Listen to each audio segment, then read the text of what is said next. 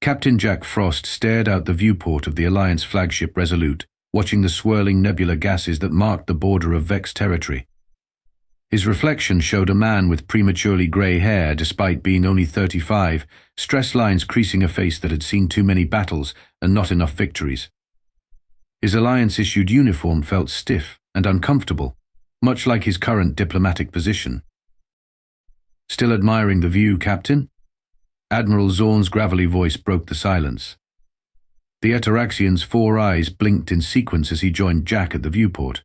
Standing nearly 7 feet tall with iridescent blue skin, Zorn cut an impressive figure, exactly what the Alliance needed in these desperate times.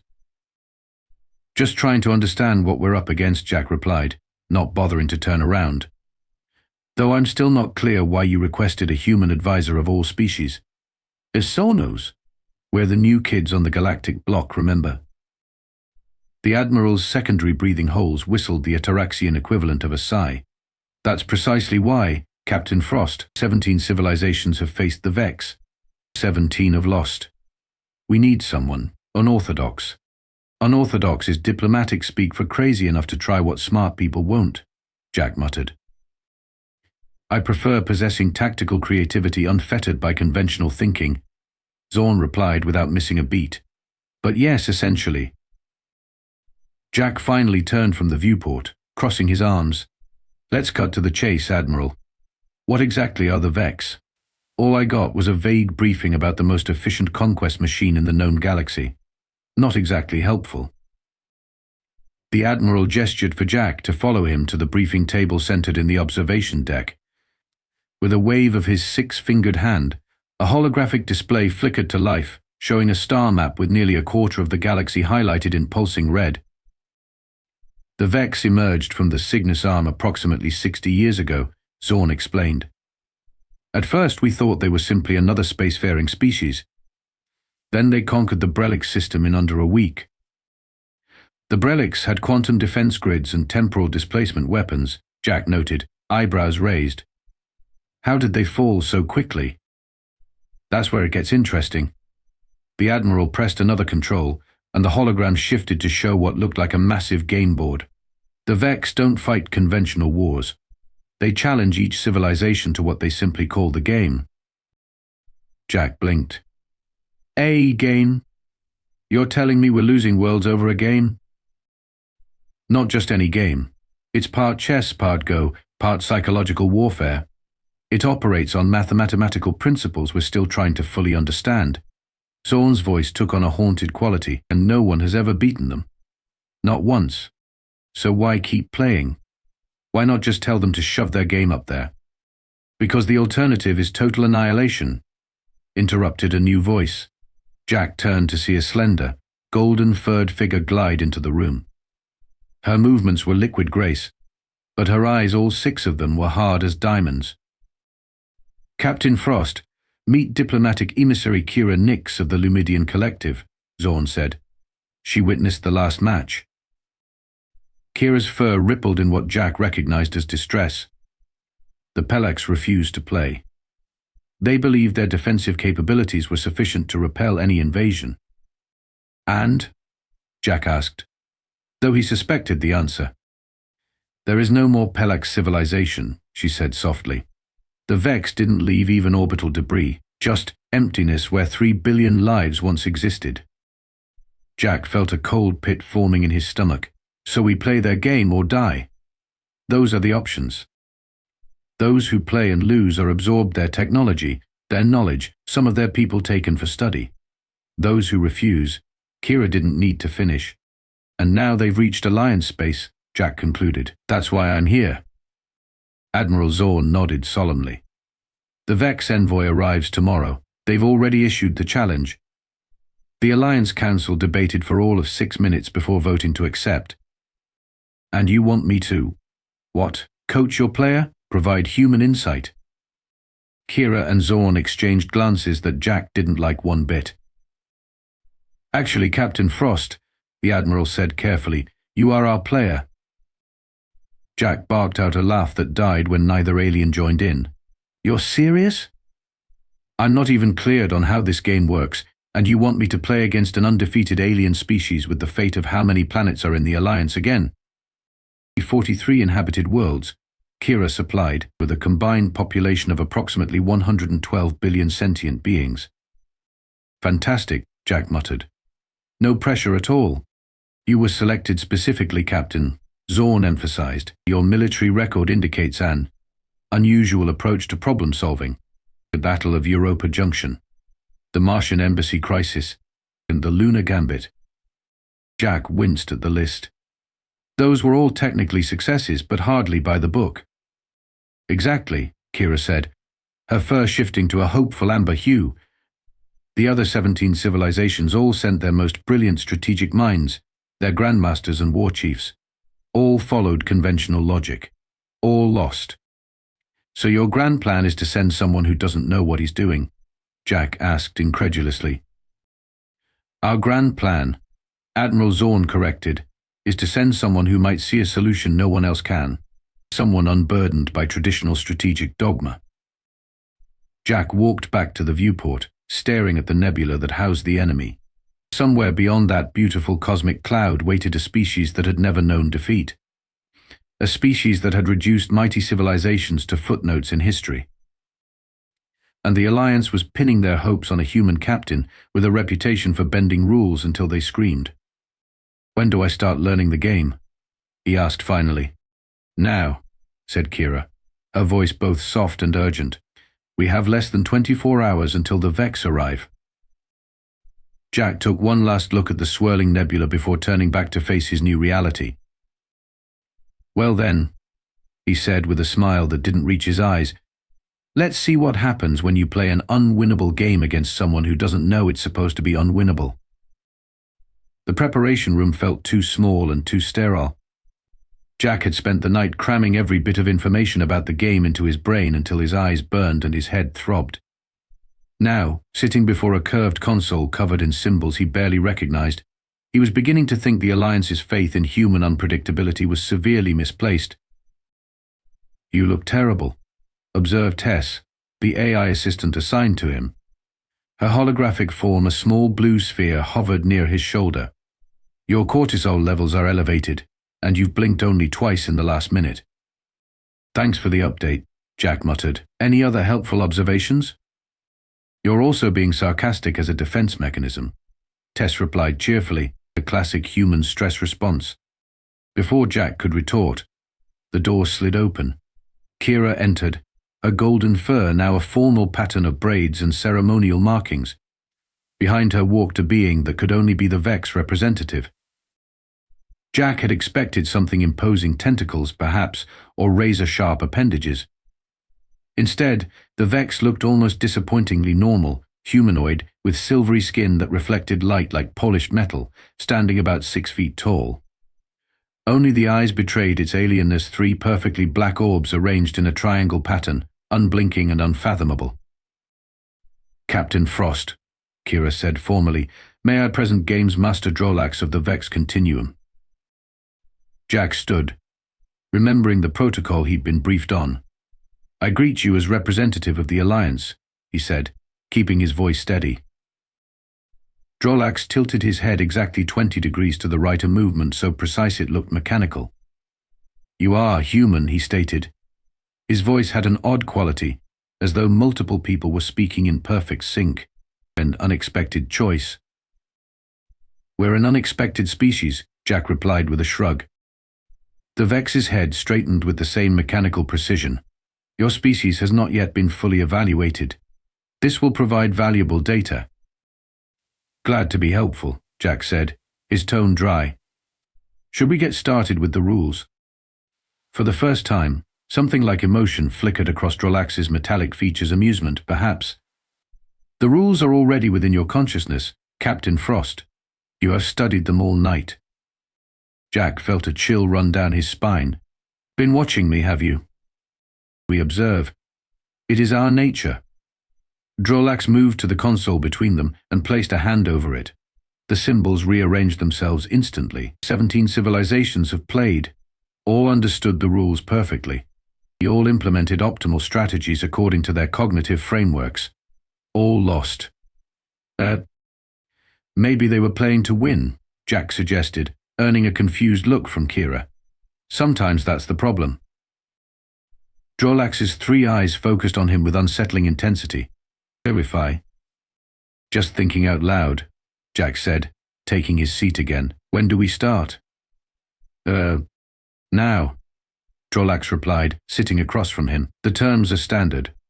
One match. If you win, the Vex Continuum will recognize Alliance sovereignty and establish non-aggression protocols. If you lose, your worlds and knowledge become part of the Continuum. Kira stepped forward. As witness for the Alliance, I confirmed these terms. Jack glanced at the console between them. The symbols had rearranged into what looked vaguely like a three-dimensional game board, though the pieces and positions made his eyes hurt if he looked too closely.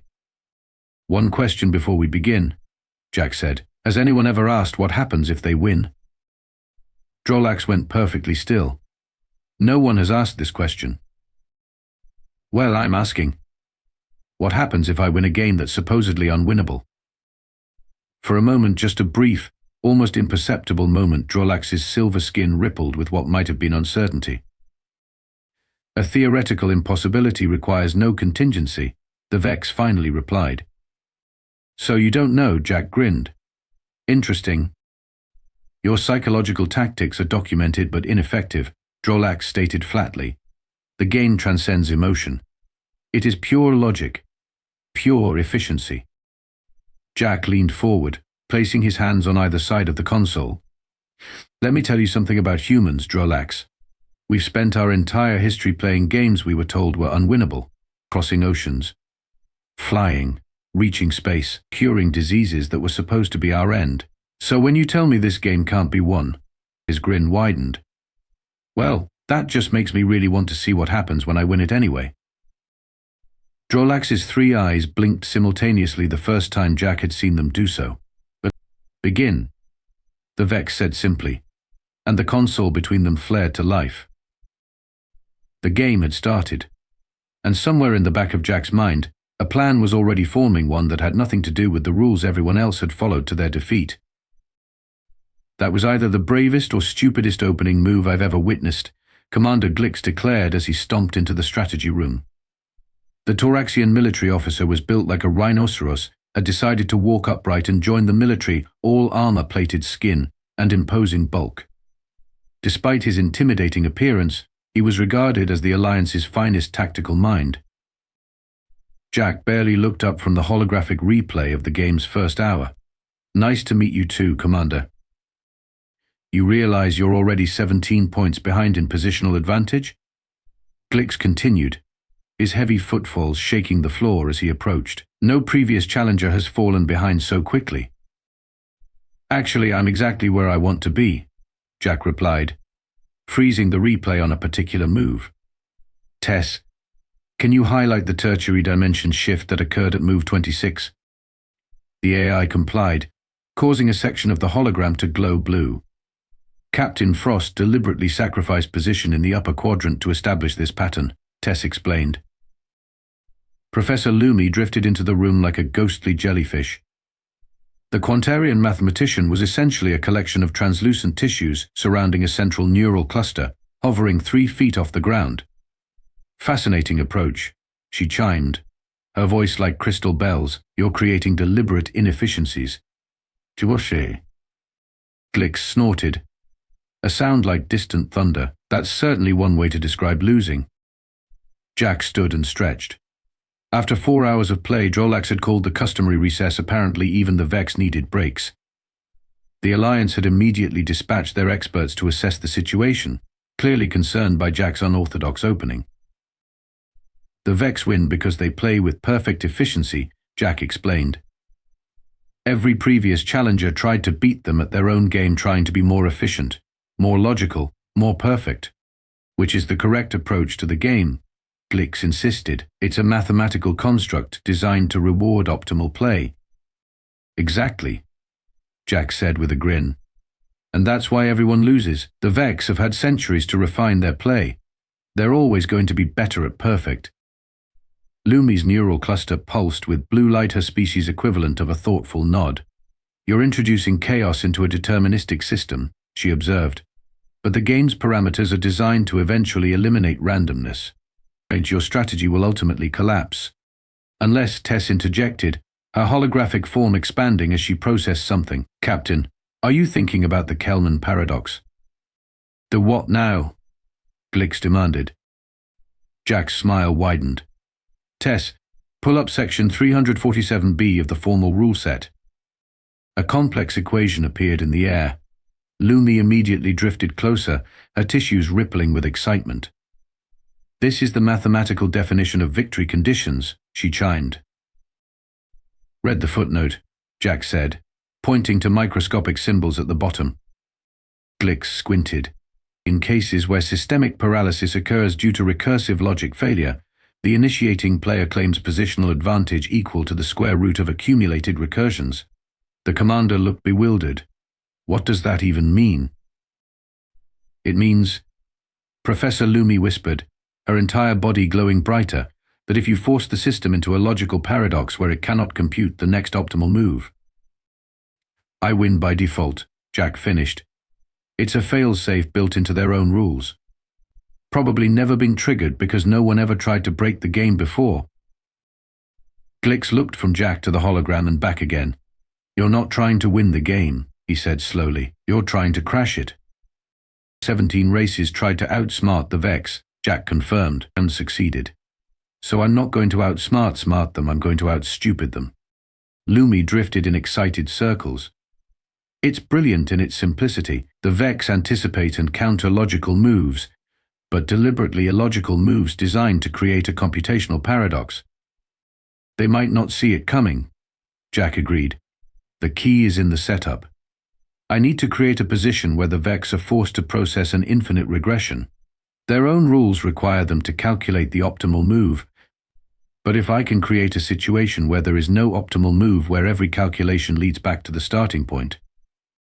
Glix was catching on now. You'll force a draw at worst.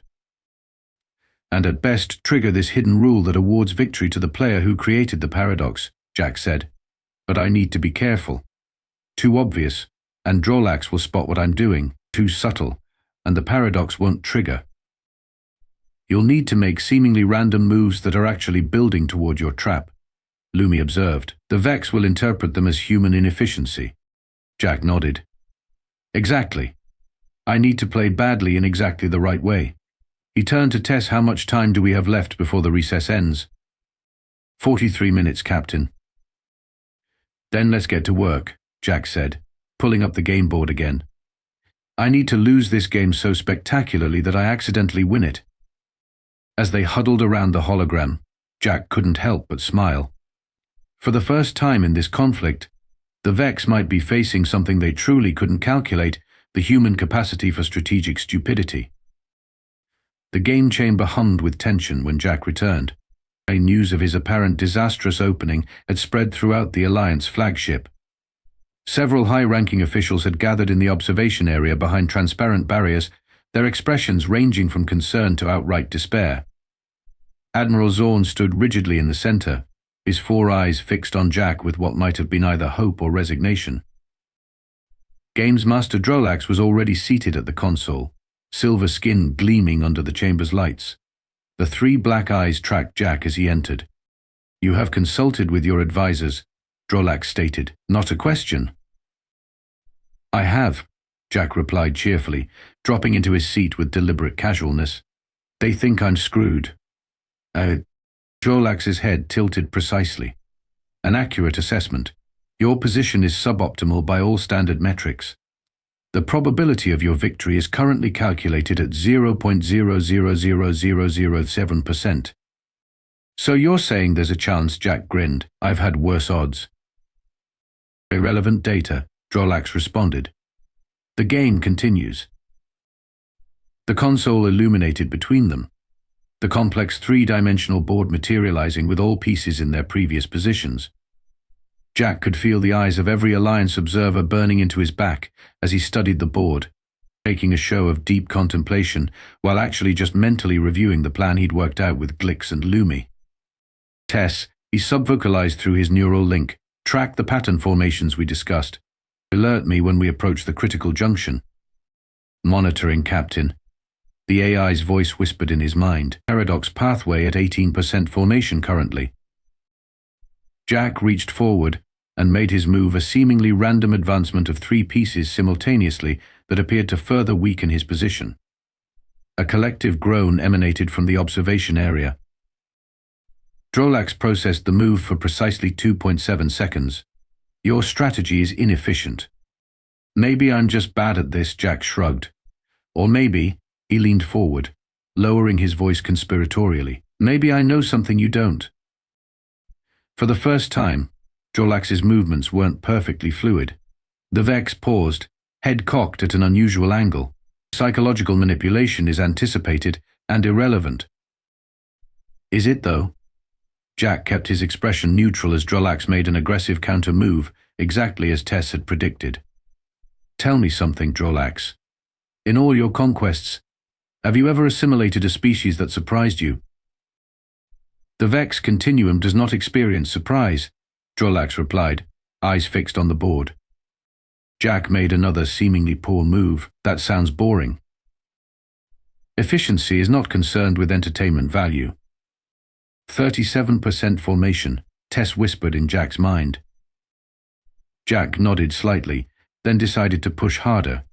So what happens to me if when I lose? Do I get assimilated too? Your neural architecture will be evaluated for useful data patterns, Drolax confirmed, advancing 3 pieces in a classic pincer formation. Your physical form will be repurposed. Repurposed? Jack repeated. Nice euphemism. And if I somehow win this allegedly unwinnable game? Drolax's hands paused over the console. This theoretical scenario has no practical application. Humor me, Jack insisted, making another move that appeared desperate but was actually perfect for his developing trap. What happens if I win? 58% formation, Tess updated. The observation room had gone deathly silent. Even Admiral Zorn seemed to be holding his breath. In the theoretical impossibility of defeat, Drolax finally said, the Vex continuum would be obligated to honor the terms of non-aggression and withdrawal. That's it? Jack pressed. Just business as usual, -1 conquest? The continuum would also be required to process the failure and integrate the new data pattern, Drolax added, making another move. Such an event would necessitate recalibration. Sounds painful, Jack observed, deliberately sacrificing what appeared to be a key piece. 79% formation, Captain, Tess alerted him. 2 more exchanges should complete the paradox loop. Drolax was silent for 3.2 seconds longer than any previous calculation. Your play pattern contains anomalies. I'm a human, Jack replied with a wink. We're walking anomalies. Previous analysis of human decision-making indicated preference for recognizable patterns and logical progressions, Drolax stated, moving a piece that would spring Jack's trap perfectly. Your moves do not conform to established human strategic models. Jack leaned back in his chair, the picture of relaxation. Maybe your data on humans is incomplete. Maybe we're not as predictable as you think. 91% formation, Tess whispered urgently. The next move completes the pattern. Jack reached forward slowly, enjoying the moment. Every eye in the room was fixed on his hand as it hovered over the console. He could almost feel the collective anxiety of the Alliance observers, the calculating intensity of Drolax's alien mind, and the growing excitement of Tess's algorithms. You know what humans are really good at, Drolax? Jack asked conversationally as his fingers selected the final piece. Breaking things that aren't supposed to break. He made his move, and the game board flickered. The game board didn't just flicker, it shuddered. The holographic display rippled like a pond disturbed by a falling stone, symbols and pieces blurring momentarily before reasserting themselves. Then it happened again, and again, and again. Warning, announced a disembodied voice from the console. Recursive calculation detected. Optimality matrix experiencing feedback loop. Drolax's 3 eyes widened simultaneously, the first genuine expression of surprise Jack had seen from the Vex. What have you done? Drolax asked, silver fingers hovering uncertainly over the board. I believe, Jack said with feigned innocence, I've created what the rules call a systemic paralysis due to recursive logic failure. Funny thing about Rule 347b, huh? Impossible, Drolax stated, but his voice lacked its previous certainty. The game is designed to prevent such anomalies. The console emitted a high-pitched whine as the board continued to ripple. Pieces started to move by themselves, testing positions before snapping back to their original places, like a computer rapidly cycling through options. Well, it seems no one told the game that, Jack observed dryly. Tess, what's happening? Tess's holographic form appeared beside Jack, expanded to full visibility for everyone to see. The Vex opponent must calculate the optimal counter move according to the rules, she explained. But Captain Frost has created a position where every possible move creates a worse position for the Vex by their own efficiency metrics. The system is caught in a perfect decision paradox. In the observation area, Professor Lumi was practically vibrating with excitement, her translucent tissues glowing bright blue. Commander Glick stood slack-jawed beside her, while Admiral Zorn had moved closer to the barrier, all four eyes wide with disbelief. You intentionally created this situation, Drolax said, realization dawning. Your inefficient moves were part of the plan all along. Jack finished with a nod. I wasn't trying to win by your rules. I was trying to break your game. The board flickered more violently now, and a new message appeared above it, recursion limit exceeded. Applying Rule 347b exception protocols. Drolax's silver skin rippled with what might have been alarm. This rule has never been invoked in 2,731 previous matches.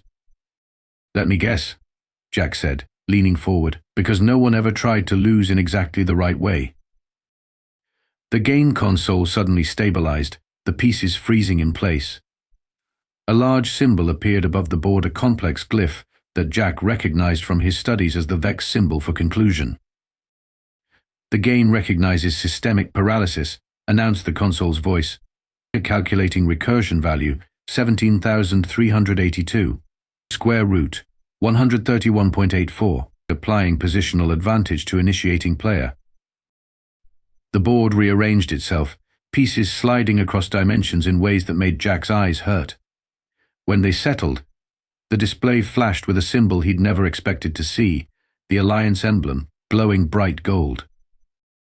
Captain Frost is recognized as victor, the console declared. Match concluded.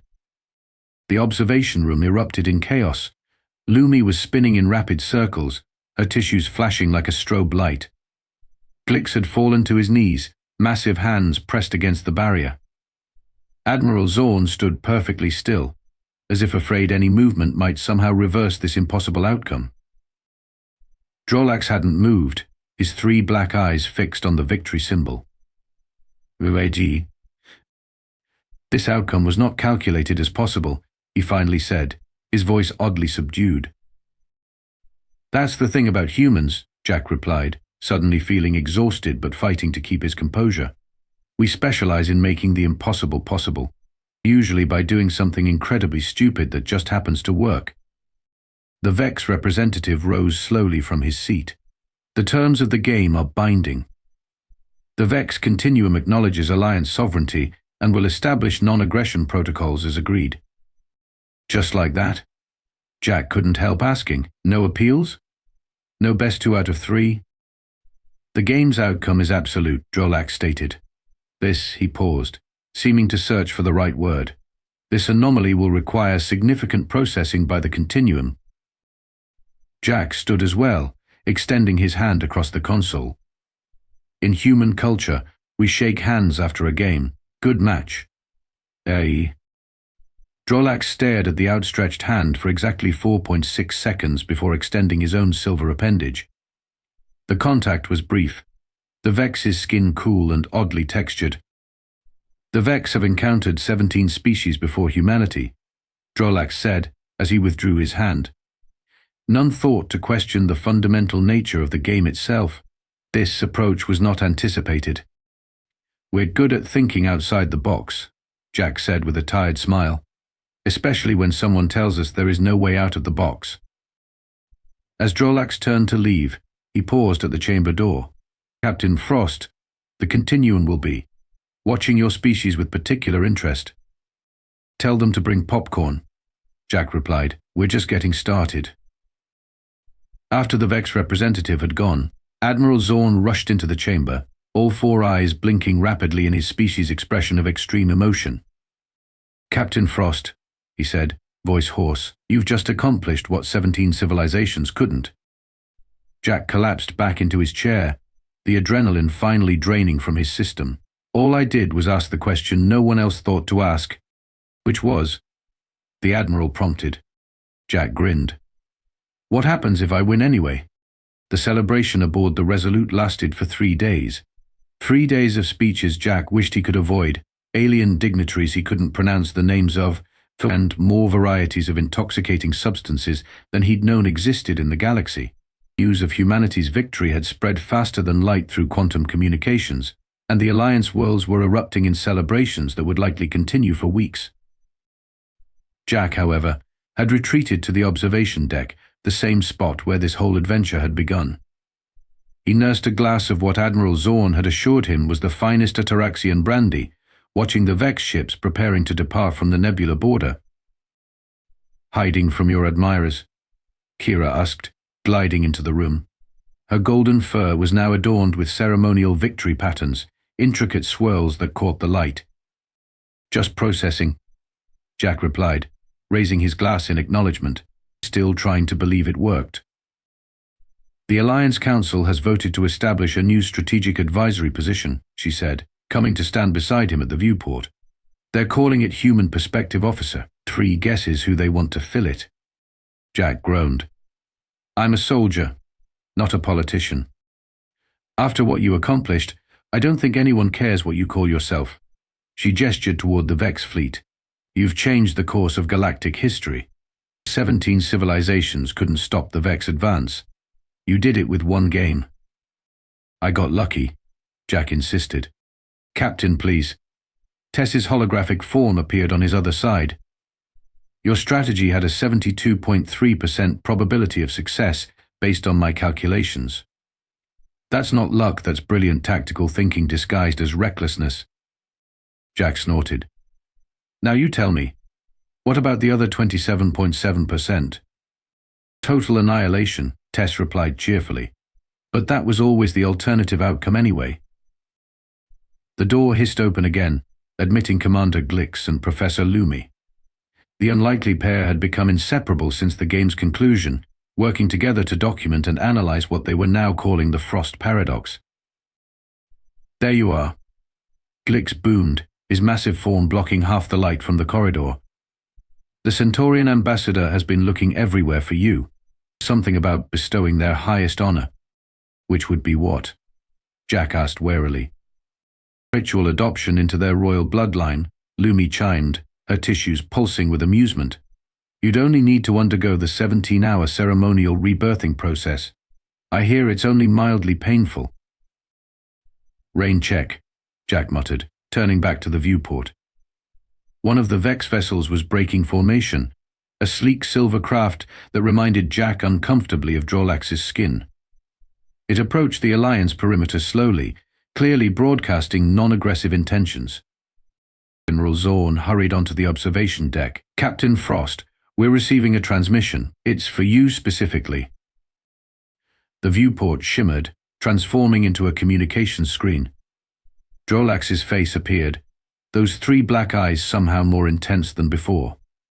Captain Jack Frost, the Vex said without preamble. The Continuum has processed the outcome of the game. Jack straightened, suddenly alert. And your victory has been analyzed from 47,302 perspectives.